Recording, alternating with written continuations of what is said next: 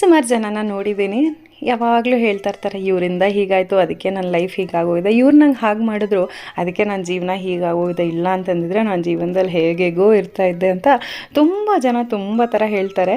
ಅವ್ರು ತಪ್ಪಿಸ್ಕೊಳ್ಳೋದಕ್ಕೆ ಬೇರೆಯವ್ರ ಮೇಲೆ ಬ್ಲೇಮ್ ಹಾಕ್ಬಿಡೋದು. ಅದು ಚಿಕ್ಕದೇ ಆಗಿರ್ಬೋದು ಅಥವಾ ದೊಡ್ಡ ತಪ್ಪುಗಳೇ ಆಗಿರ್ಬೋದು, ಒಟ್ಟಿನಲ್ಲಿ ನಾವು ತಪ್ಪಿಸ್ಕೊಳ್ಳೋಕ್ಕೆ ಬೇರೆಯವರಿಂದ ಹೀಗಾಯಿತು ಅಂತ ಒಂದು ಬ್ಲೇಮ್ ಗೇಮ್ ಯಾವಾಗಲೂ ಪ್ಲೇ ಮಾಡ್ತಾನೆ ಇರ್ತಾರೆ. ಆದರೆ ನಿಜವಾಗ್ಲೂ ತಾಳ್ಮೆಯಿಂದ ಕುತ್ಕೊಂಡು ಒಂದು ನಿಮಿಷ ಯೋಚನೆ ಮಾಡಿದಾಗ ಅನಿಸುತ್ತೆ, ನಿಜವಾಗ್ಲೂ ಬೇರೆಯವರಿಂದ ಅಥವಾ ಬೇರೆಯವ್ರು ಮಾಡೋ ತಪ್ಪುಗಳಿಂದ ನಮ್ಮ ಜೀವನ ಖಂಡಿತವಾಗ್ಲೂ ಹಾಳಾಗೋದಿಲ್ಲ. ಸುಮಾರು ಸಲ ನಾವೇ ಒಂಚೂರು ಹುಷಾರಾಗಿದ್ದರೆ ಅಥವಾ ತಾಳ್ಮೆಯಿಂದ ನಿರ್ಧಾರ ತಗೊಂಡಿದ್ರೆ ಅಥವಾ ಯೋಚನೆ ಮಾಡಿ ಒಂದು ಡಿಸಿಷನ್ನಿಗೆ ಬಂದಿದ್ರೆ ಎಷ್ಟೋ ತಪ್ಪುಗಳು ಆಗ ತಪ್ಪಿರೋದು ಮತ್ತೊಬ್ಬರ ಮೇಲೆ ಬ್ಲೇಮ್ ಹಾಕೋದು ತಪ್ಪಿರೋದು. ಹಾಗಾಗಿ ಆದಷ್ಟು ಮೊದಲು ಬೇರೆಯವ್ರ ಮೇಲೆ ತಪ್ಪು ಹಾಕಿ ನಿನ್ನಿಂದ ಹೀಗಾಯಿತು ಅನ್ನೋ ಬದಲು ಆಗಿರೋ ತಪ್ಪನ್ನ ಸ್ವಯಂ ಒಪ್ಕೊಳ್ಬೇಕು. ಹೌದು ತಪ್ಪಾಗಿದೆ, ಮೇ ಬಿ ನನ್ನಿಂದನೇ ಆಗಿರ್ಬೋದು, ಮುಂದಿನ ಸಲ ಹುಷಾರಾಗಿರೋಣ ಅಂತ ಬದುಕೋದು ಜಾಣ್ತನ.